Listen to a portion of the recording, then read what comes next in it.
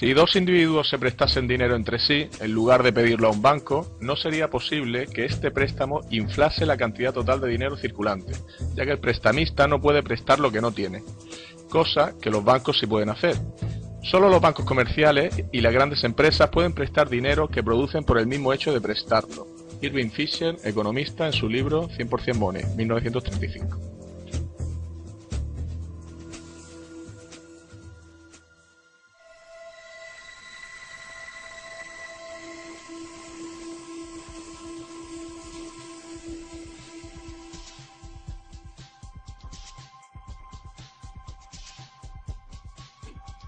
El estudio del dinero, por encima de otros aspectos de la economía, es un campo cuya complejidad sirve para distorsionar u ocultar la realidad, no para esclarecerla.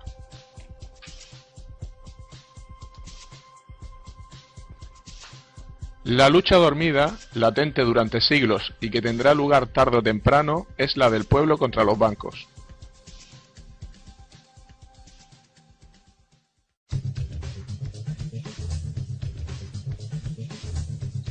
El dinero es deuda 2.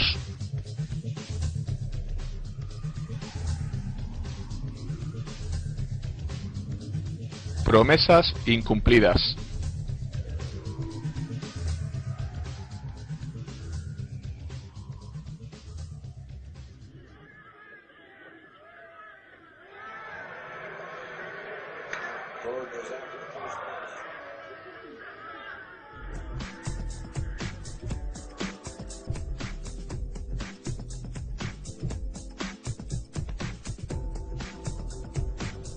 ¿Queréis limonada?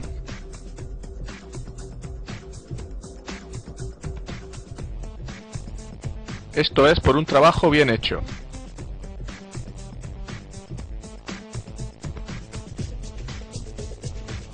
Desde luego estos chicos se buscan bien la vida.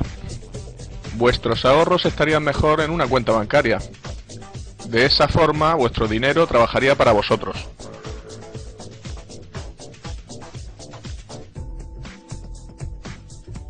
Hola, nos gustaría abrir 2 cuentas en el banco, por favor. Tenemos una cuenta en el banco como las personas mayores y podremos sacar el dinero cuando queramos. Quizás su primera experiencia al ingresar dinero en un banco fue similar a esta. Años más tarde, todavía recordará el balance de su cuenta corriente como si fuera su dinero, pero lamentablemente esto no es cierto. Si contratamos una caja de seguridad en el banco, los objetos valiosos depositados son todavía nuestros. Simplemente alquilamos espacio para almacenarlos. En lenguaje común, la palabra depósito significa guardar algo, pero su uso en el lenguaje bancario es sustancialmente distinto. El depósito bancario es en realidad un préstamo. La cantidad guardada o depositada en el banco en realidad indica lo que el banco nos debe. Registra solo la promesa del banco de pagarnos esa cantidad de dinero. Y este hecho es importante. La verdad es que desde hace tiempo nuestro dinero se ha convertido en el dinero que el banco utiliza para hacer lo que le plazca. Todo el dinero en el banco le pertenece a él, no a nosotros. Por ello, el banco nos paga intereses por los depósitos. En realidad, prestamos dinero al banco. None of it is ours. That's why the bank pays us interest. We have loaned the bank our money. Parece una simple discusión léxica, pero no lo es. Sabemos que podemos pedir al banco que nos devuelva nuestro dinero en efectivo en cualquier momento, pero no por ello cambia lo anterior. No es una discusión trivial, es importante. ¿Qué pasaría si algunos de nosotros supieran realmente el modo en que trabaja realmente la banca? Toda la economía actual se sustenta en un sistema de crédito bancario, y cuando ese sistema deje de funcionar, todo el mundo sufrirá. Impagos, embargos, bancarrotas, quiebra bancaria, rescate gubernamentales.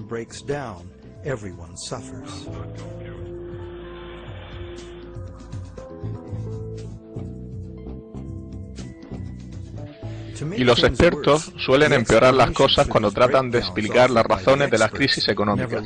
Nunca se fijan en las causas últimas. Deberían empezar por decir que las monedas y billetes suponen solo entre el 1 y el 5% del dinero total en circulación. Todo el dinero que hoy tenemos fue creado en su día como capital de un préstamo bancario. Not only does this make the existence of money entirely dependent on the existence of bank credit, it makes the system as a whole bankrupt by design. Esto no solo hace que la existencia del dinero dependa de la existencia de los préstamos bancarios, sino que aboca al sistema a su bancarrota futura, ya que es imposible físicamente el pago de todas las deudas crediticias. Es por ello que el sistema bancario global camina hacia el colapso. Cada vez más gente se da cuenta de las prácticas bancarias actuales. Muchos han perdido sus casas y trabajo gracias a estos usureros modernos. Va siendo hora de que la gente entienda qué es el dinero y fuerce cambios en su modo de producirse.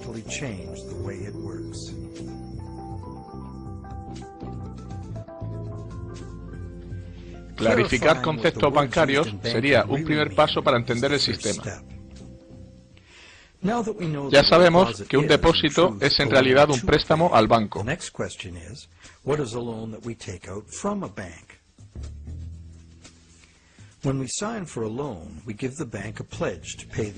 Cuando firmamos un préstamo, prometemos pagar lo prestado más un interés. A cambio de ello, el banco nos anota una cantidad en nuestra cuenta. Decimos que el banco ha puesto el dinero en nuestra cuenta. Lo único que ha hecho es hacer un apunte contable que refleja una promesa de pagarnos. Estamos hablando en realidad de un intercambio de promesas. Nadie ha dado nada al otro salvo promesas de satisfacer una deuda. Entonces, ¿quién presta y quién pide prestado en realidad? Los términos préstamo, prestamista y prestatario son realmente confusos. La verdad es que ambas partes realizan promesas de pagar, y en el proceso crearon algo llamado préstamo o dinero a cuenta, que puede ser legalmente utilizado como dinero.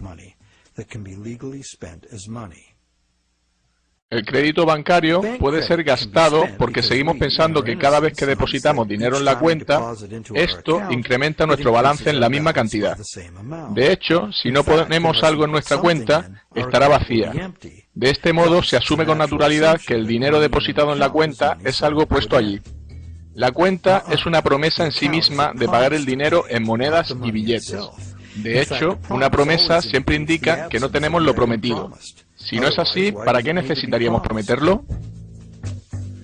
Ahora ya sabemos que todos los apuntes bancarios son promesas de pago, y que el banco y el prestatario simplemente intercambian promesas, y que solo con teclear un ordenador, la cuenta del prestatario consigue un balance positivo, sin nadie depositando físicamente dinero real. Ahora conoces el origen de lo que llamamos préstamo bancario. La banca comercial crea dinero anotado cuando autoriza un préstamo, simplemente añadiendo dólares en sus libros de cuenta a cambio de una promesa de pago futuro del prestatario.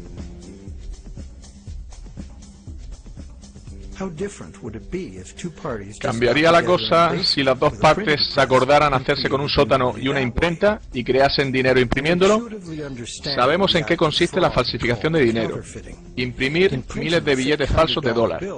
Esta es también una manera de crear dinero de la nada. El dinero nos da la capacidad de adquirir bienes y servicios del mundo real. Los falsificadores claramente disponen de la capacidad de adquirir bienes reales y servicios, sin darnos nada a cambio, salvo un simple trozo de papel. Los falsificadores obtienen algo a cambio de nada, directamente a expensas de quienes aceptan el dinero falsificado. Y si el dinero falsificado no es descubierto, ellos obtienen su beneficio a través de las ganancias de todos.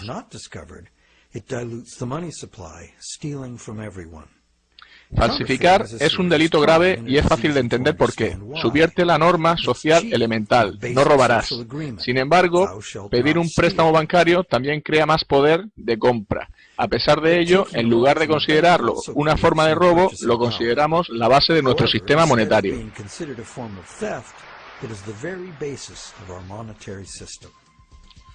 Los bancos prestan creando crédito, crean medios de pago de la nada. ¿Cómo puede llegar a ser una forma de crear dinero de la nada un crimen y la otra convertirse en una práctica económica habitual y la fuente de casi todo el dinero circulante? ¿Por qué sucede esto? Para entender cómo, necesitamos entender la historia de las leyes comerciales. Antes necesitamos entender la lógica intrínseca del proceso de préstamo.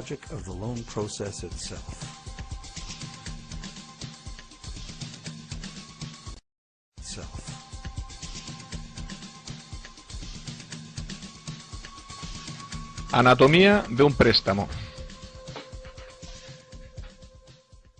El motivo. El prestatario quiere adquirir un bien que no puede permitirse hoy en día. Sin embargo, esta persona tiene la confianza de que tendrá suficiente dinero en un tiempo para pagar el precio original y una cantidad adicional llamada interés. Por ello, acude al banco a negociar un préstamo. Este cliente está en condiciones de prometer un dinero en el futuro. Sin embargo, por el momento no tiene dinero, por ello necesita el préstamo.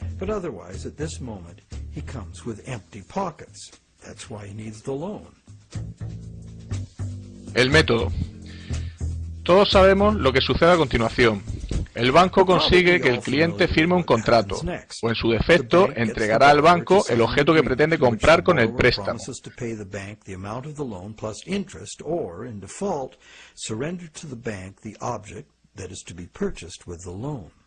Esta operación se realiza miles de veces al día en todo el mundo. Pero existe un problema. ¿Cómo puede el cliente prometer algo que no posee todavía? Si yo quisiera pedirte un préstamo de $10.000 para un crucero por Europa, ¿podría poner como garantía el coche de mi vecino? Evidentemente no, porque no tengo derecho legal a darte el coche de mi vecino, y da igual cuánto te deba.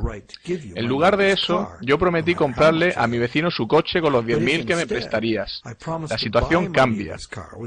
Tú puedes acordar conmigo prestarme los 10.000 creyendo que sí compro el coche, y te prometo pagarte el préstamo cuando sea legalmente mío. Sin embargo, hasta que se complete la venta, tus 10.000 no pueden estar asegurados por ningún título de propiedad sobre el coche.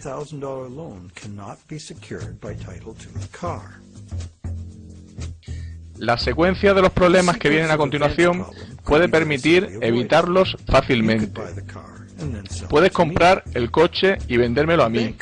El banco lo hace de la misma manera. Si el cliente acude a un banco para comprar un bien, ¿por qué simplemente el banco no lo compra con su propio dinero y posteriormente lo vende puntualmente al cliente cobrándole un interés? Porque el banco y el cliente han acudido a la adquisición con los bolsillos vacíos. El banco cumple su parte del préstamo creando una cantidad para el prestatario. La verdad es que el autodenominado prestatario ha empeñado su cuenta adquiriendo un coche. Como consecuencia de esto, todavía no lo posee. El banco, que en teoría le ha prestado el dinero, no lo ha aportado físicamente, y si todo va bien, nunca lo hará. Aceptación del fraude.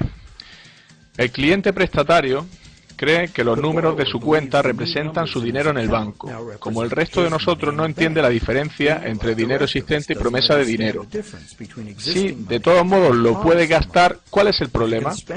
Por ello, la cuestión es, ¿aceptará la vendedora del coche la promesa de pago del banco? Cierta gente puede pensar que el efectivo sale del banco del comprador.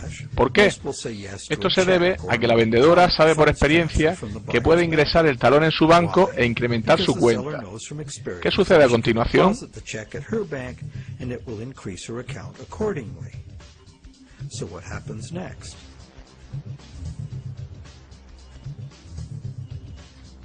Equilibrando las promesas. Obviamente, el banco del comprador ahora debe al banco del vendedor la cantidad del préstamo. Por ello, puedes pensar que el dinero sale del depósito del banco que da el préstamo al del banco del vendedor.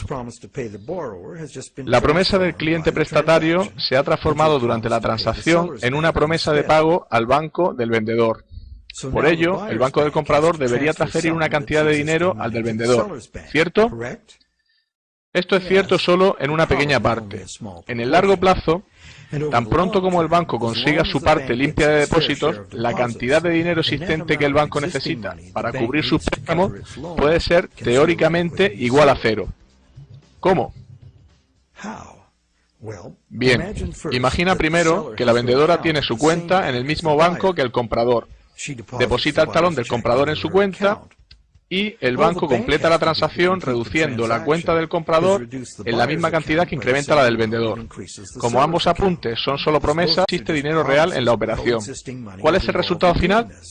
El banco ha creado un préstamo para el cliente por valor de $10.000. El cliente ha comprado el coche, un objeto real, físico y tangible, y el vendedor lo ha pagado con un préstamo de $10.000. Sin embargo, un trato que implicaba $10.000 en bienes materiales reales fue satisfecho con $0 reales por parte del banco o de otra persona. Por si fuera poco, el banco retuvo esta nueva cantidad de dinero generado, además de hacerse con los intereses e incluso con el coche en caso de impago.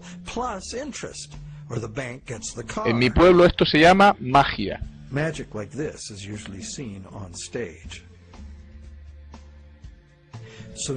Veamos qué sucede si la vendedora deposita el talón en un banco diferente.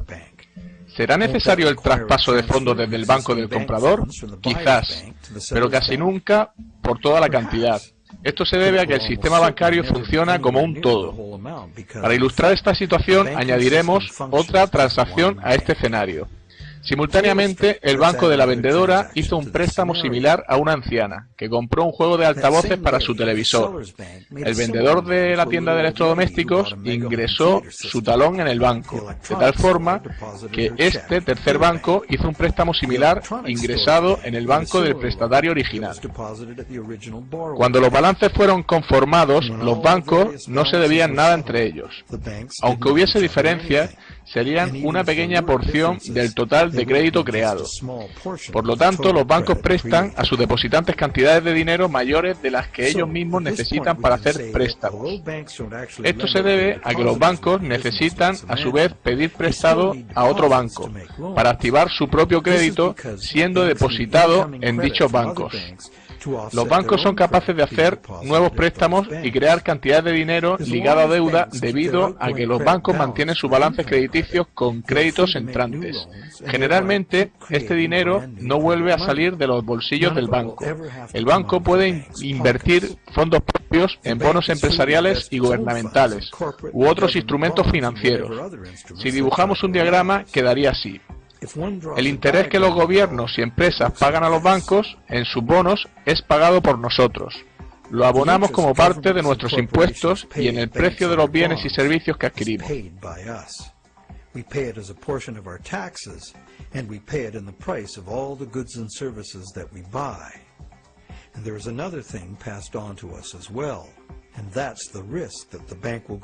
También nos sucede que el banco puede quebrar y no ser capaz de satisfacer sus promesas de pago.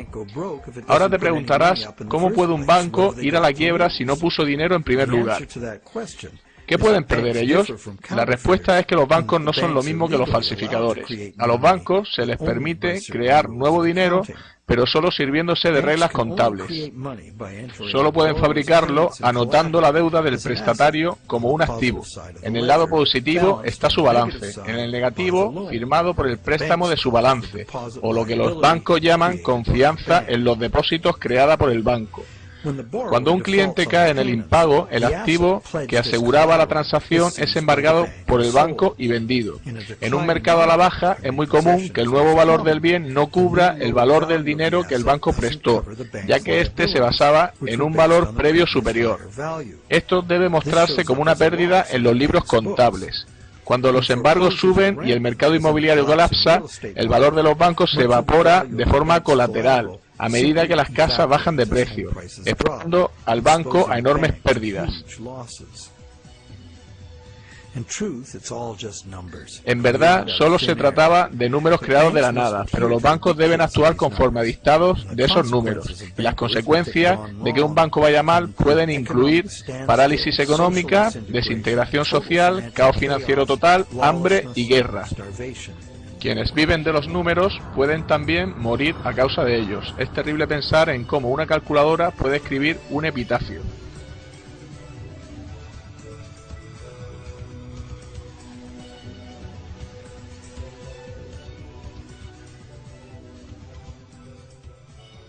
Aunque creemos que entendemos la anatomía de los préstamos, todavía asumimos que en el fondo el sistema funciona y que el total de los créditos que contemplamos será pagado. Al final, ninguno de los dólares que realmente existen ha cambiado de manos. The end result is that not $1 of existing money has changed hands. Pero 30.000 nuevos dólares de dinero crediticio fue creado y gastado, y cada uno de los tres bancos consiguieron intereses por valor de $10.000.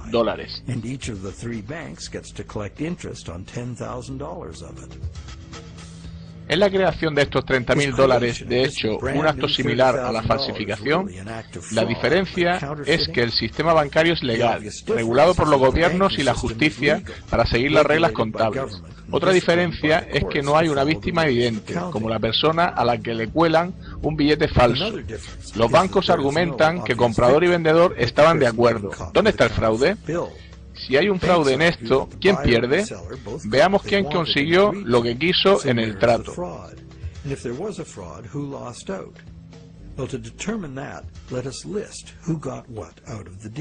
El que pide prestado consigue el bien que desea en términos que está dispuesto a aceptar. Puede, maldiga haber pedido un préstamo cuando haga frente a los intereses, o quizá viva felizmente agradecido de haber conseguido el préstamo. La vendedora consigue un incremento de su saldo, en cuya cuenta desde niña acostumbraba a pensar se guardaba el dinero en el banco. Confía que podrá gastarlo cuando sea necesario y a voluntad. Lo que a la vendedora le importa es que le paguen todo. Está contenta. ¿Alguien resulta perjudicado como resultado del negocio? ¿Hemos contemplado todas las partes en esta transacción? También está el banco, que consigue recaudar intereses gracias a su promesa de pagar.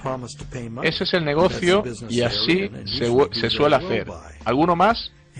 ¿De dónde sale el coche? Es un objeto tangible, real. Son necesarios recursos, energía y trabajo para producirlo. Si en este trato consideramos a la sociedad como una tercera parte y el mundo real y natural de donde todas las cosas provienen, porque el nuevo dinero creado en la transacción no quedará aquí, fluirá a la circulación general, al mundo real.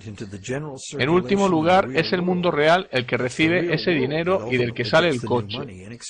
Este nuevo dinero podría estimular nuevas producciones, incrementando temporalmente la economía y haciendo a la gente feliz. Frecuentemente así sucede.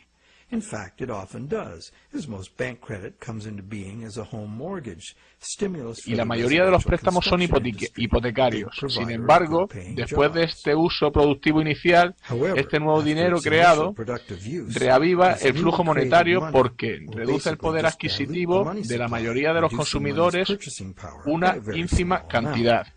En contraste a esto, una falsificación tiene víctimas concretas. Aquí todos perdemos, porque la sustancia real del préstamo, el coche, fue extraído de la economía hace tiempo por una ligera pérdida de valor del dinero de todos. El descenso del poder adquisitivo de los ahorradores, debido a la inflación, es mayor que el de aquellos que se dedican a gastar.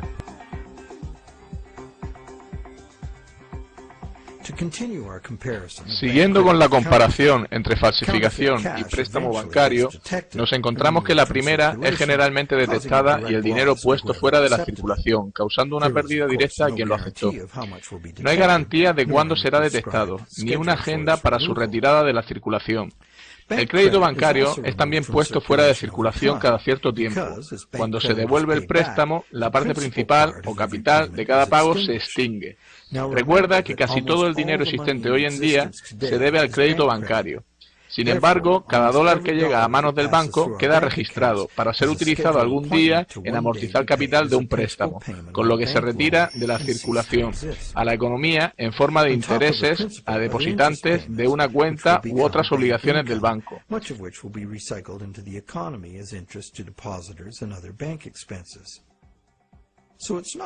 No parece claro que eso sea falsificar dinero.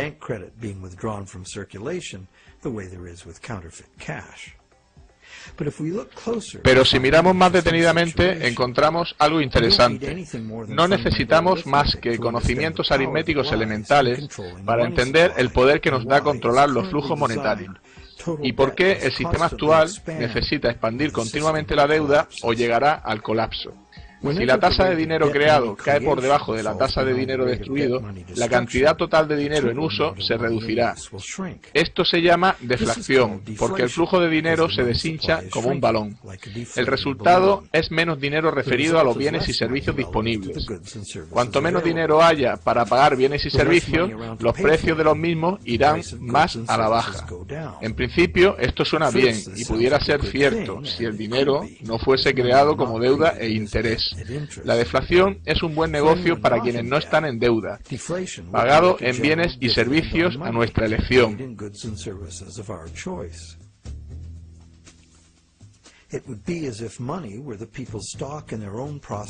Esto sería correcto si el dinero estuviera en manos de la gente, las empresas, el país. La gente no pediría aumento de salarios. Si un país fuera globalmente más productivo, sin embargo, todo el mundo saldría ganando automáticamente porque su dinero valdría más. Sin embargo, este no es el efecto que la deflación tiene en un sistema, donde el dinero se origina en forma de deuda o interés. Más del 95% del dinero actual deriva de la deuda a los bancos. Como hemos visto, la parte principal o capital del mismo es la creada, no el interés. En el lapso de tiempo entre la creación del dinero y su devolución, y mientras devolvemos los intereses al banco, la mayoría de nosotros puede mantener parte de sus pagos mientras el flujo monetario se incremente. Sin embargo, si el flujo monetario o la deuda total desciende, el dinero es más difícil de ganar debido a su escasez, y los pagos fijos son más difíciles de satisfacer. Para aquellos que están endeudados, las restricciones en el dinero en circulación pueden ser catastróficas.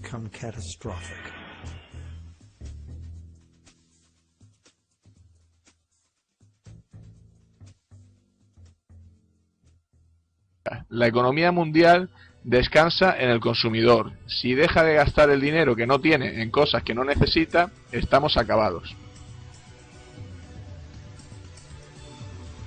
El efecto psicológico de la caída de precios y salarios acelera todo el proceso, porque quienes tienen que devolver préstamos, empresas incluidas, se ven incapaces de hacerlo, por lo que no se endeudan ni refinancian más. Sin préstamos nuevos para refinanciar a los viejos, el flujo de dinero se reducirá, resultando de ello un descenso en el empleo y el poder adquisitivo, incluso en el caso de que haya abundancia de recursos y capacidad productiva. Esta espiral matemática hace inevitable los embargos masivos. Los precios bajan porque nadie quiere gastar su dinero. El mercado a la baja destruye el valor del bien que garantizaba el préstamo, causando enormes pérdidas a los bancos. Algunos incluso cierran. La confianza empresarial y del consumidor se pierde y siguen disfunciones sociales y económicas. Con el sistema monetario que tenemos, los ahorros de toda la vida pueden desvanecerse en un abrir y cerrar de ojos. Esta espiral desastrosa no puede ser parada si el gobierno no crea nuevo dinero por sí mismo o se endeuda con la banca privada, para crear suficiente dinero para reflotar la economía.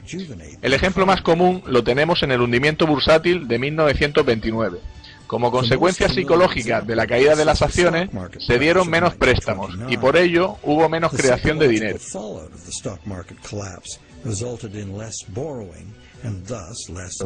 La Reserva Federal no hizo nada para evitar la deflación y en 1932 el flujo de dinero se había reducido a un tercio.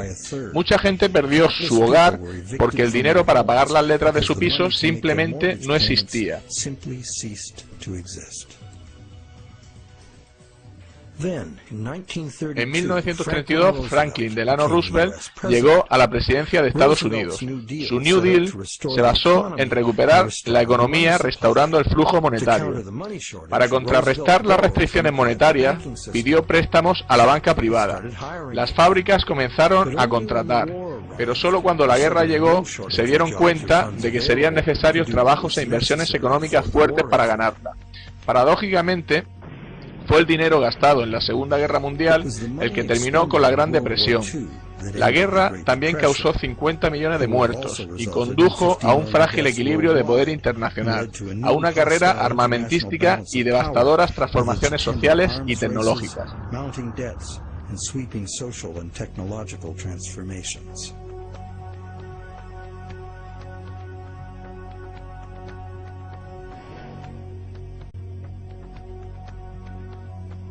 Cuando un gobierno depende de la banca para conseguir dinero, ellos y no los gobernantes controlan la situación, ya que la mano que da está por encima de la que toma.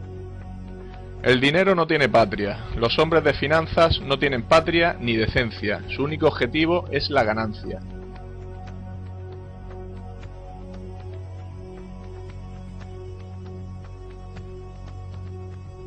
No volvería a hacer la guerra en favor de ciertas inversiones deleznables de los banqueros. Solo hay dos cosas por las que vale la pena luchar: para defender nuestros hogares y por la Carta de Derechos de nuestra Constitución. Hacer la guerra por cualquier otra razón es simplemente un crimen. No hay nada para nosotros salvo caer cada vez más profundo en deudas con el sistema bancario para conseguir las cantidades de dinero cada vez mayores que la nación necesita para su expansión y crecimiento. Nuestro sistema monetario no es mejor que una trampa. El poder del dinero que ha sido capaz de eclipsar a los responsables gubernamentales no es simplemente el poder de las grandes fortunas, sino que es nada más y nada menos que una nueva técnica de destruir dinero añadiendo y retirando anotaciones en cuentas bancarias, sin el más mínimo interés por el bien de la comunidad o el papel que el dinero debería tener en ella. Permitir que eso derive en beneficios a particulares es crear primero un brazo secreto e ilegal del gobierno y por último un rival con fuerza suficiente para subvertir cualquier forma de gobierno. Un sistema monetario justo es la única alternativa. El ciclo de bonanza y pérdidas económicas es generalmente llamado ciclo de los negocios, como si fuera algo natural, como el ciclo del carbón o el agua. Estos ciclos naturales son dirigidos por el sol, pero ¿qué guía el ciclo de los negocios? Una respuesta es la creación y flujo de dinero, que como vemos depende de los préstamos. Veamos lo que pasa durante el periodo de vigencia de un préstamo. Ya sabemos que un préstamo no es más que la promesa de pagar de un banco, que el banco crea en su libro de cuentas. Eso es lo que sabemos. La promesa de pago del banco es generalmente gastada en un bien o servicio, y se le permite circular, haciendo fácil y sencillo el intercambio de estos bienes o servicios. Como medio de intercambio, hoy prometemos pagar dinero. Making the efficient exchange of goods and services easier to accomplish. As a medium of exchange, today's Nada supera su usabilidad y flexibilidad. Sin embargo, no se crea dinero para pagar el interés, con lo que se trata de una situación a la larga imposible de resolver. Es decir, si los prestatarios tuvieran que pagar todo el interés que se debe de golpe, tendrían que luchar por una cantidad de dinero circulante existente, que sería en todo caso inferior a lo que deben. El porcentaje que sería incapaz de cancelar sus préstamos sería simple de calcular. Sin embargo, el interés generalmente se paga a lo largo del tiempo y no de una vez. Si los ingresos por intereses revirtiesen al flujo económico como gasto, estarían disponibles para ser gastados repetidamente. Entendido esto, es relevante saber si los intereses son de hecho impagables.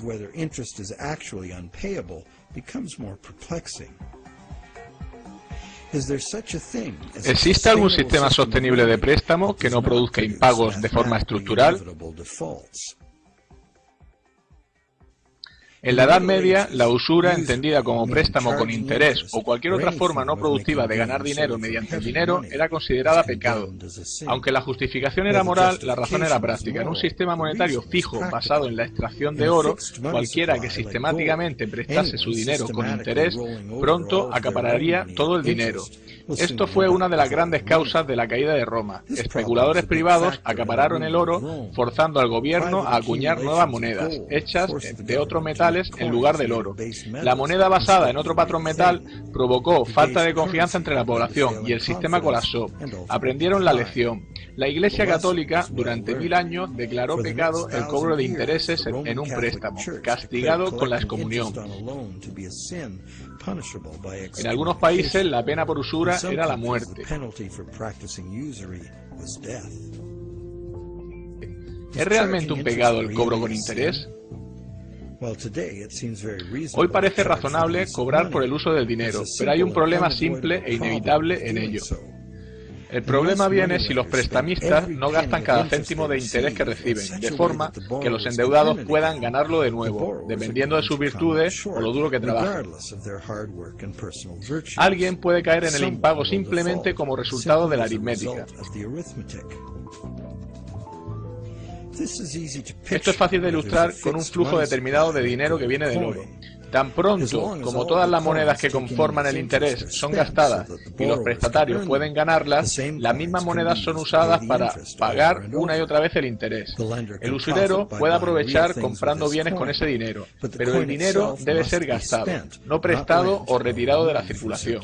Este acuerdo sería sostenible si no añadimos nada más.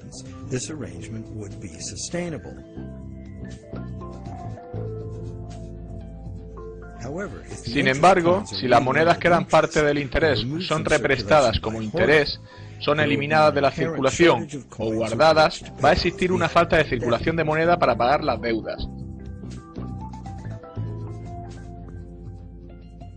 Esta situación no tiene grandes diferencias con nuestro sistema de deuda actual. Como hemos visto, cada dólar creado hoy día proviene de una deuda. Después será cancelado por un pago por el valor del principal del préstamo con el que se creó. Por esto, dos cosas son necesarias para los que suscriben préstamos, si quieren ser capaces de pagar la cantidad inicial más los intereses. El dinero principal o capital del préstamo debe estar disponible para ser ganado por quien lo ha pedido, para que pueda hacer el pago principal que exige ese dinero. Asimismo, cada dólar que el cliente paga al banco como interés también debe estar disponible para ser ganado de nuevo por él, para que pueda ser pagado como intereses una y otra vez.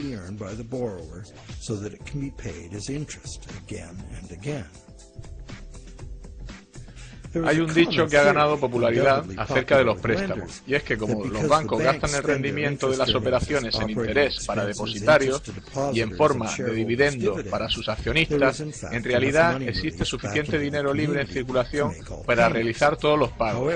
Sin embargo, esa idea es de una extrema simpleza. Aquí se muestra lo que sucede si alguien como tú, yo o un prestamista no bancario obtiene un dólar y lo presta con interés. Bien, ahora el mismo dólar es propiedad de dos prestamistas y se le añaden dos intereses. Además, este dólar es prestado, repagado y represtado por el prestamista secundario. Ya no está disponible para satisfacer los intereses del préstamo principal que lo creó, salvo como parte de otro préstamo.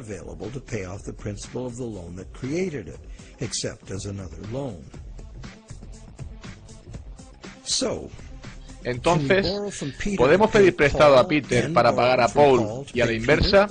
Esto se pone interesante. Sí podemos, sin embargo, cada vez que hay un préstamo hay que añadir un interés que también ha de ser satisfecho. Si es posible ganar estas cantidades de interés, todos los pagos serán realizados. En esto basan muchos economistas y defensores del modelo actual. Arguyen que no puede haber una escasez de dinero y que los pagos pueden realizarse. Pero se trata de un axioma falso. Por ejemplo, si prestamistas secundarios consiguen cantidades de este dinero, el dinero será prestado una y otra vez, de forma perpetua, siempre con interés. Cada vez se añadirá una cantidad que será imposible de pagar. Esa es la razón por la que cada interés se carga en el sistema como un todo.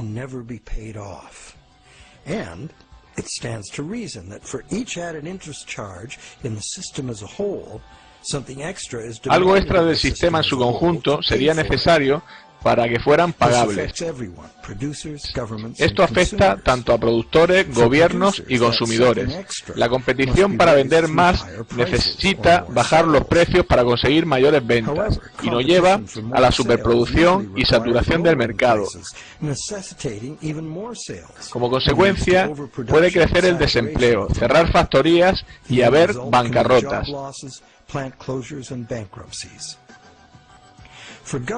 Los gobiernos salen al paso incrementando los impuestos. Subir los impuestos resta dinero a la economía productiva, lo que conlleva una reducción de la capacidad de los contribuyentes. Cuando lo necesitan los gobiernos piden préstamos y afrontar en el largo plazo más intereses. Los consumidores pueden obtener ingresos extras pluriempleándose, pidiendo préstamos para pagar deudas pasadas o dejando de pagar durante periodos prolongados de tiempo. La competencia para conseguir un trabajo mueve a la baja los salarios durante largo tiempo, añade cantidades enormes a la cantidad de intereses que se debe. Y pedir prestado para cancelar deuda es como querer cerrar un agujero cavando. Es la situación en la que nos encontramos ahora. Los productores no pueden vender más porque los consumidores no pueden permitirse comprar. Los gobiernos creen que bajar los impuestos estimula el consumo, compensando de esta forma los escasos ingresos de los consumidores, que compiten por un mismo puesto de trabajo. Sin embargo, cualquier incremento global en la cantidad de intereses lastra el sistema monetario, provocando escasez de dinero dentro del mismo. Esto se debe a que la economía productiva real debe limitarse a la disponibilidad de los recursos naturales. La economía productiva sirve a las necesidades actuales, no a las demandas artificiales de la economía financiera, que tiene una sed ilimitada en beneficios y que trabaja obviando las limitaciones físicas del mundo real.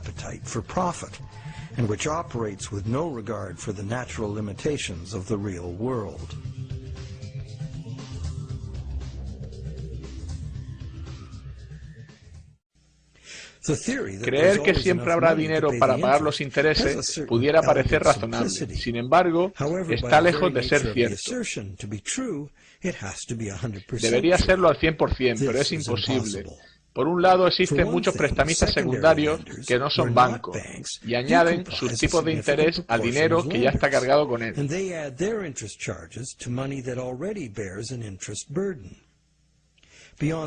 Más allá de esto, tenemos la expectativa de que el dinero genera dinero.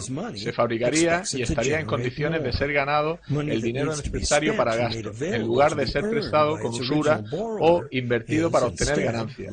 Sin embargo, podemos concluir que esas dos condiciones, que deberían ser verdaderas para todos los deudores de préstamos, tanto en el capital como en el interés, y que por eso estarían en condiciones de cancelar su deuda, no se dan en el sistema actual. No existe en el sistema actual restricción alguna a la refinanciación por terceros del dinero que fue creado como préstamo. No existe intención alguna de los bancos de poner las ganancias a disposición de los deudores para ser ganadas y que puedan pagar sus deudas. Muy al contrario, los bancos invierten esos beneficios en conseguir más beneficios. Pero no solo son los bancos los causantes de esto. Cualquiera que entre en el ciclo del préstamo contribuye a hacer más grande la burbuja, a expensas de quienes no serán capaces de conseguir dinero para cancelar sus deudas y que se verán obligados a refinanciarlas hasta ser embargados. Una bola de nieve mayor se agranda más rápido. De la misma forma, crecen los intereses en un préstamo mayor. El rico se hace más rico y el pobre se hace más pobre. El dinero necesario para los prestatarios en su reino inferior de la economía productiva, del trabajo diario, sube unos escalones para jugar en el casino del mundo de las ganancias financieras abstractas. Y en ese mundo es donde las transacciones son apenas apuestas a números, en un esfuerzo por lograr mejores cifras. Nada tiene esto que ver con satisfacer las necesidades reales de las personas.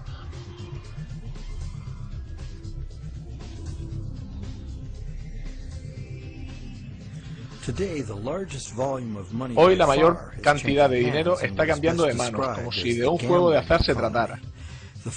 Las bolsas, el mercado de la deuda y otros elementos financieros son manejados por bancos y fondos de inversiones para obtener el máximo beneficio posible.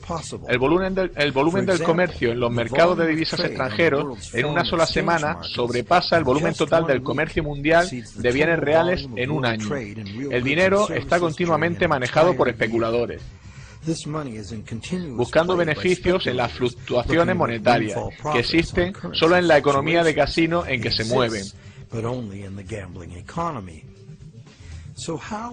¿Y en qué medida es impagable el monto de intereses de la deuda de hoy? Solo podríamos saberlo con certeza juntando todo el dinero del mundo. Con 6.000 millones de personas ganando, gastando y pidiendo y dándose préstamos, los flujos monetarios internacionales son casi tan complejos como las corrientes oceánicas. Son impredecibles. Pero la dirección es bastante clara y simple. La misma vieja historia. Los ricos están incrementando más y más sus apuestas en la economía, en donde sus clientes prestamistas no tienen apenas oportunidad de lograrlo. La única posibilidad de subsistencia del sistema es crear más dinero, y como el dinero se crea como deuda, la única manera de sostener el sistema es crear más deuda de forma que sea, incluyendo créditos para clientes poco fiables, para gastos enormes de defensa y seguridad estatales y rescates a bancos.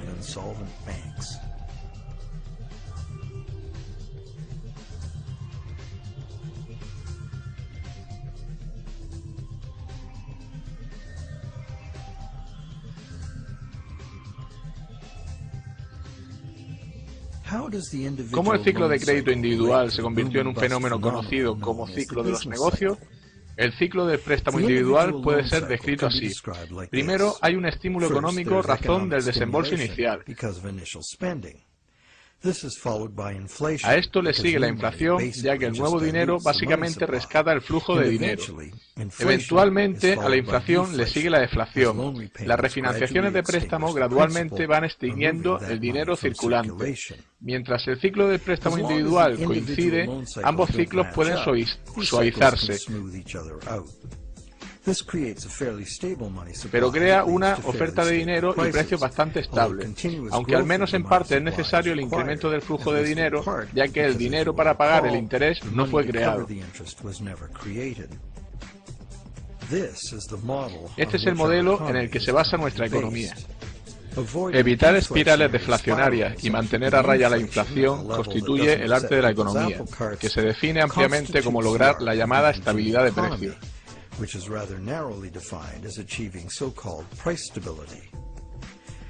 Sin embargo, si echamos un vistazo al poder adquisitivo del dólar a lo largo del siglo pasado, instantáneamente se revela lo que significa la estabilidad de precios en bienes reales. El dólar ha perdido casi todo su valor, un 96%, y lo sigue haciendo en la actualidad.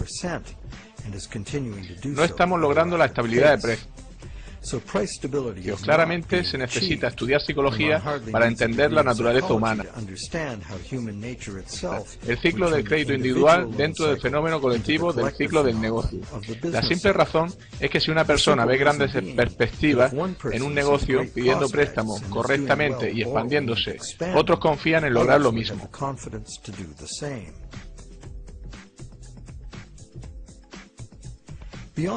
Más allá del efecto psicológico, si un negocio se basa en la expansión del crédito, sus proveedores y distribuidores necesitan hacerlo también, o perderán el negocio en favor de alguien que lo haga. El mismo efecto podría darse en el caso de una compañía que no encuentra crédito. Por lo tanto, es previsible que los ciclos individuales de préstamo tengan un recorrido paralelo entre ellos, en lugar de darse al azar, y cuando lo hacen a mayor escala estamos ante el llamado ciclo de los negocios, que proviene directamente de las acumulaciones de la fuerza de ciclos individuales. Para concluir, alguien puede alegar que más allá del intercambio de promesas hecho entre el banco y su cliente, la sociedad se mueve entre una inflación crónica y la dependencia monetaria hacia los bancos, para pagar intereses realmente inasumibles. Esto da lugar a una aceleración en el incremento de la deuda y a una depreciación del dinero. La única alternativa sería un colapso deflacionario de la economía, seguido de un caos social o una guerra. Esta situación tan insana contagia a la sociedad y la debilita a todos los niveles. Somos como adictos. La solución no es consumir más heroína, sino más y más dinero prestado. Y eventualmente nuestra capacidad colectiva para prestar y refinanciar préstamos está agotada. Ello nos lleva a expandir el crédito hacia nuevos mercados, creando esencialmente un instrumento para conducir a más personas hacia una deuda perpetua. En Estados Unidos, esta expansión continua de la deuda ha alcanzado más de 53 trillones americanos de dólares de deuda, lo que supone unas 5 veces los ingresos anuales de todo el país. ¿Está el mundo feliz del final de esta transacción crediticia? Seguramente no. En realidad vivimos ajenos al origen de los problemas. La banca actual es un sistema ilusorio, basado en la falsificación y que busca el control social. ¿Qué pasa con los bancos? ¿Cómo consiguen ganancias como resultado de esto?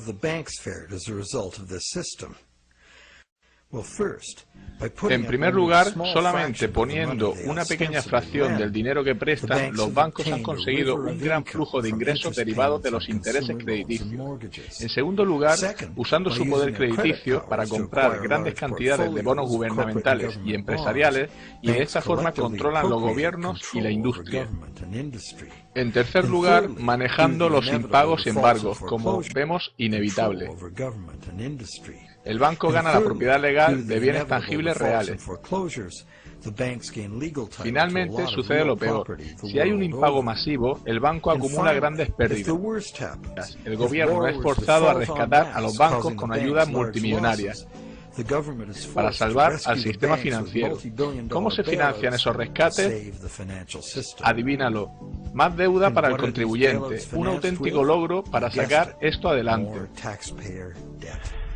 Y sin ser consciente la mayoría de las víctimas.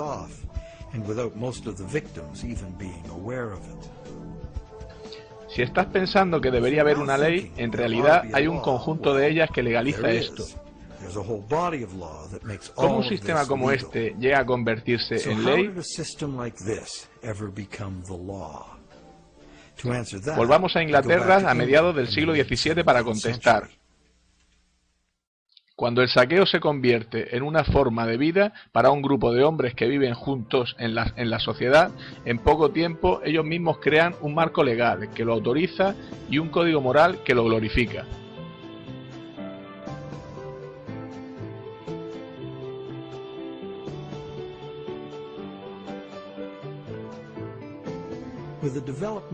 Con el desarrollo de mejores embarcaciones y las nuevas exploraciones que permitieron, el comercio se expandió rápidamente. Para desarrollar el comercio sobre largas distancias y periodos prolongados de tiempo, los contratos escritos se hicieron más y más imprescindibles y sofisticados. Bajo la ley inglesa había quedado establecido hace mucho que un contrato habría tenido lugar si algún bien real ha cambiado de manos. Un traspaso de bienes o derechos en propiedad fue el kit del intercambio, y eso fue lo que el juzgado evaluaría con imparcialidad, no solo las palabras en el documento. Un contrato por el cual no ha habido intercambio de bienes reales o derechos de propiedad era facto o nulo, y podría ser declarado así por un juzgado. Así, un contrato en el que un coche fue puesto como garantía ni siquiera sería posible calificarlo de contrato. Ninguna ley común lo pondría en valor. Además, en el caso de una disputa sobre un contrato de derecho común, solo alguien que de hecho había dado consideración a la transacción. En otras palabras, solo aquel que envió los bienes tenía el derecho a pedir ante un tribunal para satisfacer el contrato por la otra parte. Este derecho no era transferible a un tercero.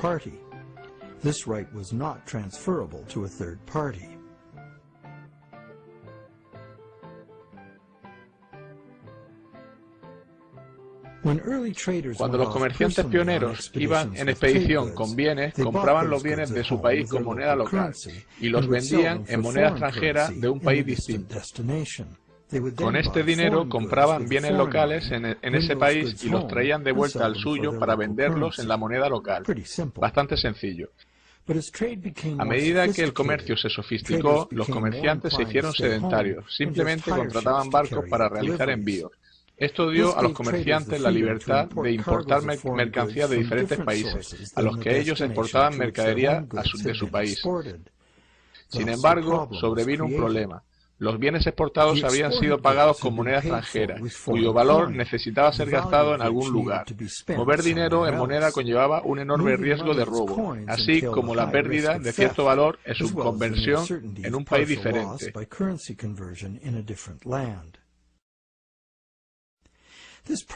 Este problema en los pagos a distancia fue superado por el uso de letras de cambio. Una letra de cambio era una orden firmada de un ordenante a un comerciante, exigiendo que el pago de una suma de dinero a la persona que se identifica como beneficiario. Estaban asegurados por firma y no podían hacerse valer ante un tribunal por un tercero ajeno a las partes originales. Por lo tanto, no estaban acostumbrados a un ladrón o una tercera parte. Probablemente te has dado cuenta que eran los predecesores de los talones bancarios. El ordenante daba instrucciones para que el banco pagase al beneficiario, una persona cuyo nombre se citaba una cierta cantidad de dinero. Esto funcionaba para las transacciones entre conocidos entre sí. La letra de cambio se usaba como una orden de pago en una moneda diferente y lejana, pero los comerciantes pronto quisieron más flexibilidad, generalizar las letras de cambio para pagar a cualquier tipo de comerciante, incluso en la misma moneda, usando letras de cambio como el dinero mismo. Para ello, estas letras debían poder ser utilizables y exigibles por terceros. Como veremos, este fue el momento en la historia del derecho que abrió paso a nuestro sistema bancario. Un tercero, que podría haber comprado onerosamente una letra de cambio sin estar implicado en el intercambio original, no podía esperar el amparo de un juzgado para hacer valerla,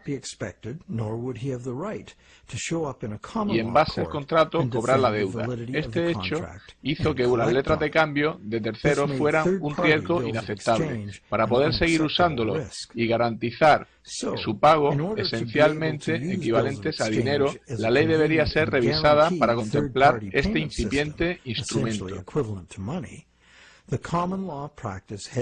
En Inglaterra, por una serie de decisiones legales desde 1664 a 1999, este problema fue solventado imprimiendo letras cambiables por terceras partes.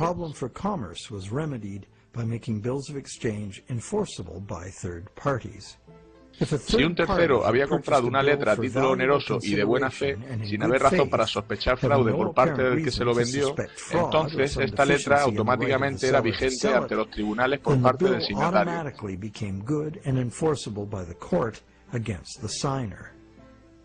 ¿Qué significa este cambio? Significa esencialmente que cualquier letra de cambio se consideraría legítima una vez vendida. Las letras de cambio y otros tipos de promesas firmadas de pago podrían ser traspasados y hechos valer en un juzgado, exceptuando los talones, justo los que los mercaderes querían. Ahora los contratos de deuda podrían ser vendidos como cosas y hacer negocios sería mucho más fácil. No solo eso, sino que abrió un nuevo mercado para los buscadores de ganancias, comerciando con letras de cambio propias. El mercado de la deuda había nacido.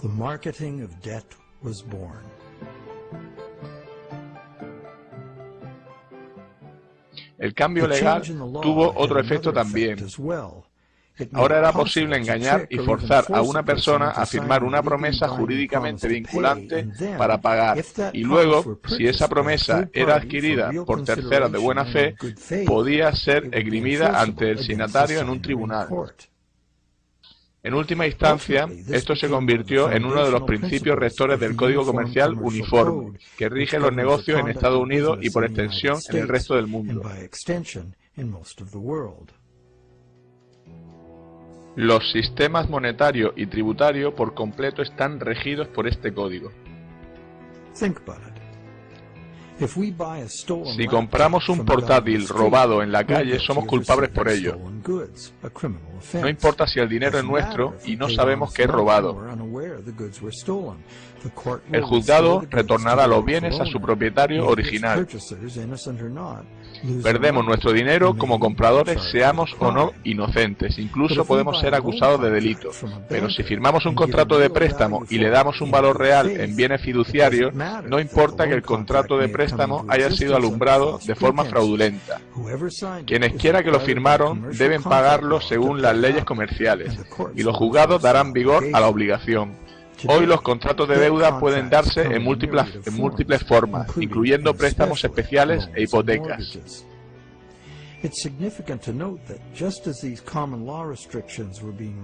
Es relevante saber que tras eliminarse las restricciones legales, fue fundado el nuevo Banco de Inglaterra. Fue el primer banco autorizado a crear dinero de la nada, y los contratos del nuevo banco se hicieron totalmente vigentes ante el prestatario. El banco obtiene beneficio de los intereses de todo el dinero que creó de la nada.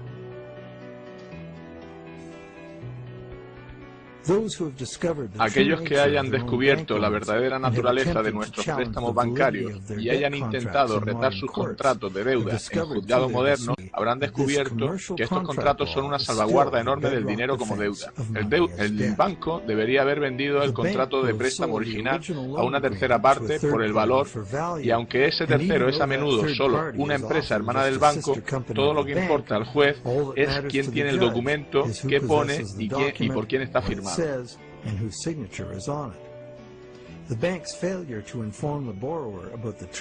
El banco no informó bien al prestatario acerca de la naturaleza del contrato de préstamo, y la ausencia de dinero en efectivo por parte del banco no es relevante.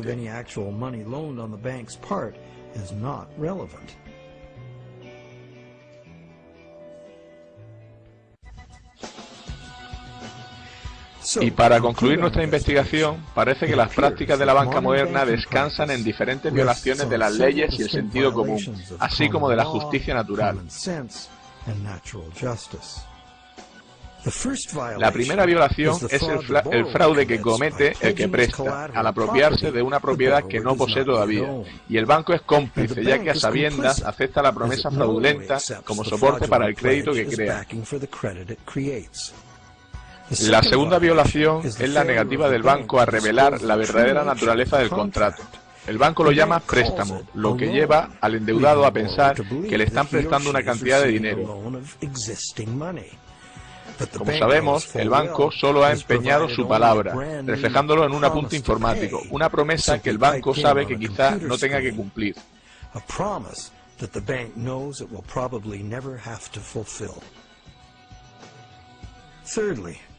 En tercer lugar, el contrato de préstamo debería ser inválido, porque los contratos imposibles son legalmente inválidos. El banco está creando un contrato imposible de cumplir, porque las condiciones requeridas para garantizar el pago del principal, más los intereses, no se cumplen, a menos que el sistema de reciclaje retorne el 100% del capital e intereses. Claramente no se cumple. Algunos prestatarios irán al impago y a perder los bienes que pusieron en garantía de sus préstamos, debido simplemente a restricciones estructurales del dinero.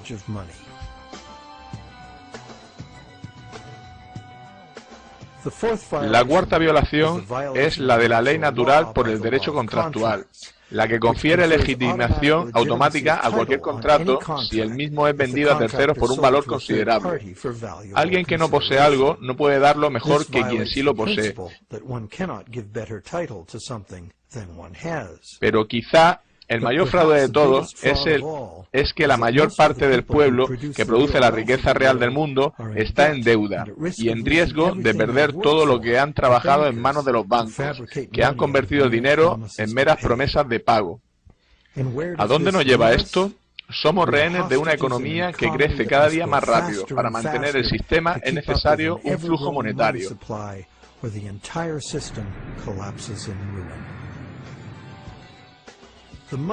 El sistema monetario actual rechaza reconocer que la economía real está limitada por la capacidad material del planeta para proveer las materias primas y los servicios que la economía precisa. El planeta es finito, y aunque parezca obvio que la economía no puede crecer a un ritmo acelerado siempre, nuestro sistema monetario corre como el autobús de la película Speed. No puede bajar de velocidad o la bomba que tiene consigo estallará. Y nuestra situación es todavía peor, porque la tasa de endeudamiento debe acelerarse o la economía entera se hunde. La noción de crecimiento perpetuo e infinito es posible. Esto es una gran falacia de la economía moderna, una desilusión fatal, nacida de la envidia. Probablemente es inevitable un hundimiento social, ambiental y económico sin precedentes, gracias a este sistema monetario incapaz de adaptarse a esta realidad.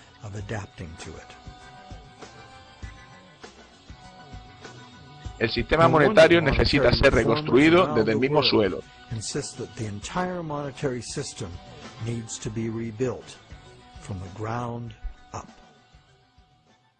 El negocio bancario no conlleva el fraude, lo es en sí mismo.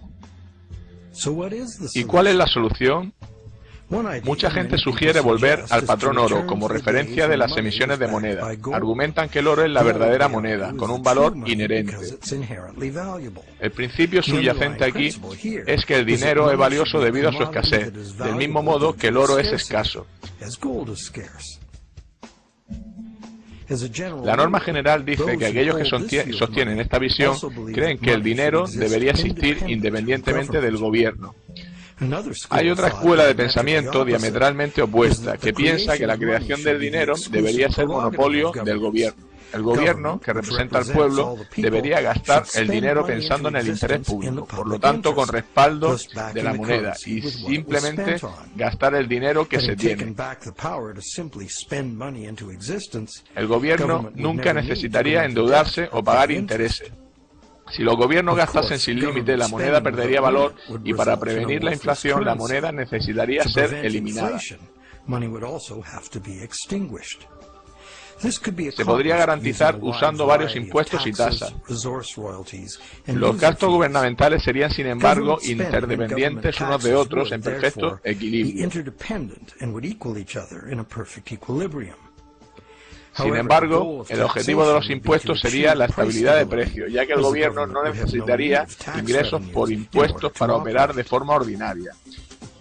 A lo largo de los siglos se ha usado sistema de crédito gubernamental y de patrón oro. El patrón oro prevaleció a lo largo del siglo XX. Esto no se debió a que no funcionase el dinero como préstamo del gobierno. Lo hizo en el país donde fue aceptado en el pago de impuestos. Pero hasta la invención del intercambio de moneda moderno, el comercio internacional se realizaba con oro. Además, el hombre ha tenido una fascinación sobrenatural por el oro durante siglos. Durante milenios hemos pensado que el dinero en términos de una riqueza portable e inherente, como las monedas de oro. Sin embargo, no es la única manera de pensar en el dinero. Tampoco en la era del dinero que huye, esto ha dejado de ser exacto. El dinero es en su raíz una idea que el hombre inventó para transformar sistemas tribales en complejas civilizaciones. Gracias en parte a su desarrollo, fue posible la especialización del trabajo y el intercambio indirecto de bienes y servicios.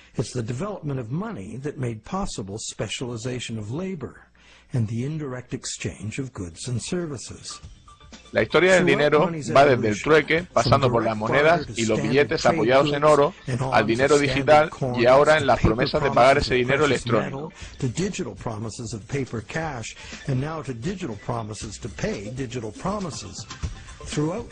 En esta evolución prevalece la idea de lograr mayor flexibilidad y seguridad en su uso, y la existencia de garantías seguras de pago, en lugar de usar el dinero mismo. El problema con la promesa de pagar es que siempre da una oportunidad de oro para el engaño. Crear más promesas es una forma de incumplirlas en el largo plazo. Existe una manera de garantizar el intercambio de dinero más seguro que las promesas de pagar de nuestro sistema. Aquí lo tenemos. La existencia del dinero digital seguro es hoy una posibilidad debido a las tecnologías de encriptado. Una hipótesis sería tener un número de serie asignado a cada billete físico en papel.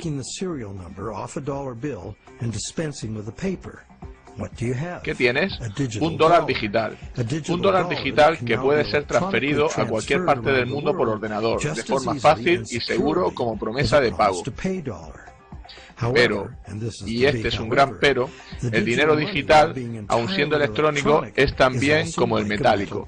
No puede estar en dos lugares a la vez. Por ello, la multiplicación de promesas puede ser prevenida insistiendo en el pago, ya sea en moneda, papel o de forma digital. No necesitamos mantener este dinero digital en un banco, ya que es de por sí seguro y puede ser transferido por Internet. Como dinero transferible, de forma instantánea, podría incorporar funciones inteligentes imposibles para otros tipos de moneda. Por ejemplo, calcular su propio valor mediante una fórmula matemática, eliminando la especulación, manipulación o errores humanos, por ejemplo.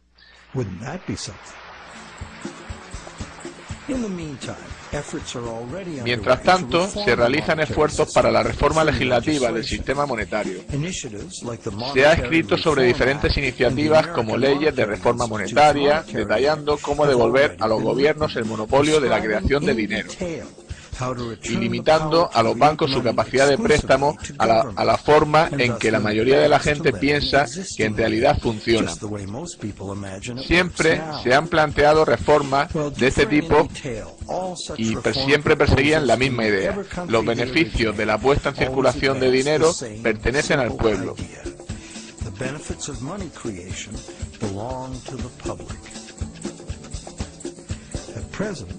Hoy el dinero no es creado en beneficio de la sociedad, sino en beneficio de los bancos privados.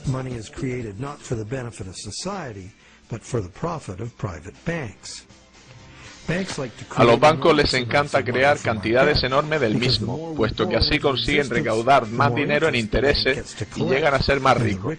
En el proceso, los bancos ganan más control sobre todos, individuos, industria y políticos.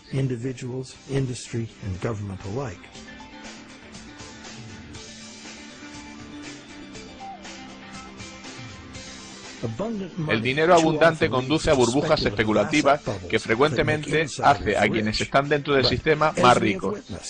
Estas burbujas inevitablemente explotan por cada petición de interés impagable. Hay muchos perdedores, gobiernos incluidos, que además de verse cargados con la crisis y deudas enormes, deben aumentar los impuestos para rescatar a los bancos, que son parte del problema. De otra manera, el sistema se hundiría.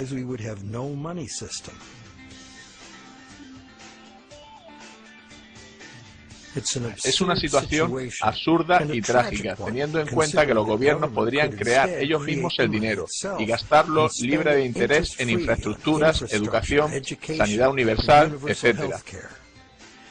La mayoría de ese dinero, libre de deuda, se incorporaría a la economía como salario, circulando para beneficio de todos. Este tipo de dinero abundante apoyaría una economía productiva revigorizada en la que los ahorros de la gente podrían basarse en préstamos reales basados en dinero existente. El origen del dinero está en el intercambio de bienes reales. Sin el valor que se le da en el mundo, el dinero no es nada. Como hemos visto, en el mundo real, es el mundo real el que hace el préstamo, no el banco. Las personas, su trabajo y las materias primas y los animales son la fuente de la riqueza real. Asimismo, la creación de dinero y sus beneficios pertenecen al interés público, no a la banca privada. ¿Qué hay del interés? Como hemos visto, los intereses nos crean un problema aritmético que solo se puede solventar de tres maneras.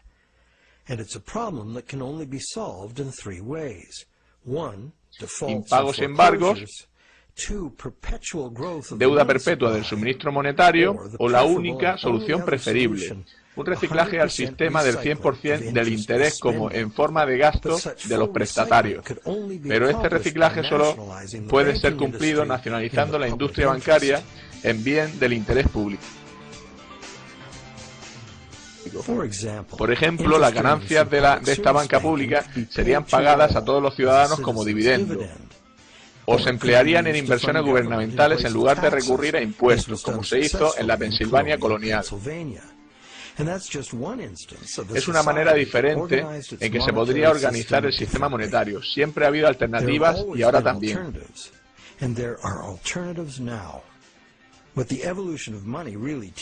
Lo que la evolución del dinero nos enseña es que el valor real del dinero es muy simple y sencillo.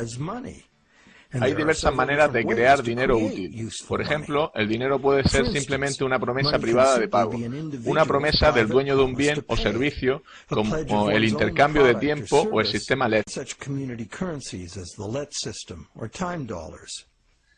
Miles de estas unidades de cambio existen ya, en círculos de confianza. Sus miembros pueden presumir del honor de darse crédito a ellos mismos.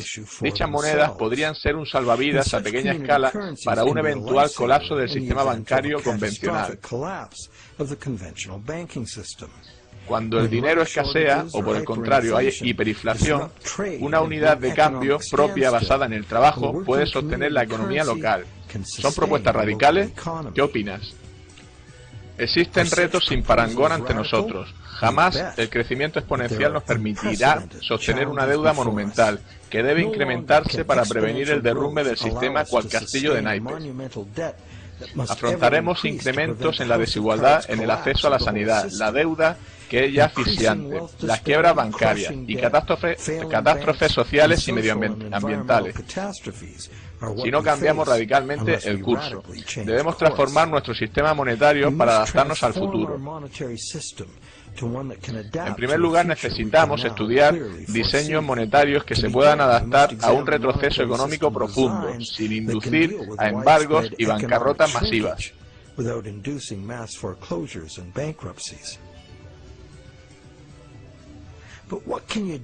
Pero, ¿qué puedes hacer tú?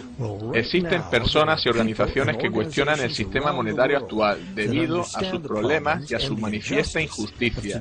Puedes ingresar en ellas y presionar en favor de los cambios necesarios. Puedes hablar con tus amigos. La crisis financiera es un momento de aprender. Cuando los gobiernos tienen que rescatar a los bancos que antes prestaban dinero, las contradicciones, el fraude y las fallas fatales del sistema actual resultan evidentes. Las soluciones también están ahí si miramos detenidamente. No podemos permitirnos hacer ajustes al sistema actual, puesto que no lo salvarán. Son necesarios cambios radicales, buscando el bien de todos, no el beneficio y control de unos pocos. Debemos dejar atrás nuestras percepciones erróneas y desenfocadas para hacer esos cambios, afrontar el reto de una transformación completa. La realidad está ahí.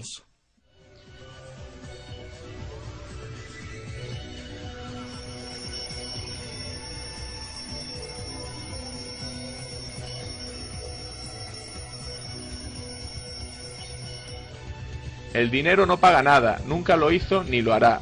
Esos bienes y servicios solo pueden ser pagados por otros bienes y o servicios. Es un axioma económico tan viejo como el hombre. Solo cuando haya muerto el último árbol, el último río haya sido contaminado y se extinga el último pez, nos daremos cuenta de que el dinero no se come. Bueno, ¿queda alguien ahí? Espero que sí, porque esto de estar doblando, la verdad es que es un poco coñazo, ¿eh? Y además la información que aparece en el vídeo es importante. En realidad es la más importante para comprender en qué mundo vive. Yo os pido disculpas por los errores de traducción que haya podido cometer y sobre todo por lo que no he entendido y no haya sabido explicar bien, pero bueno, yo supongo que no habréis tenido demasiados problemas. Abrazos.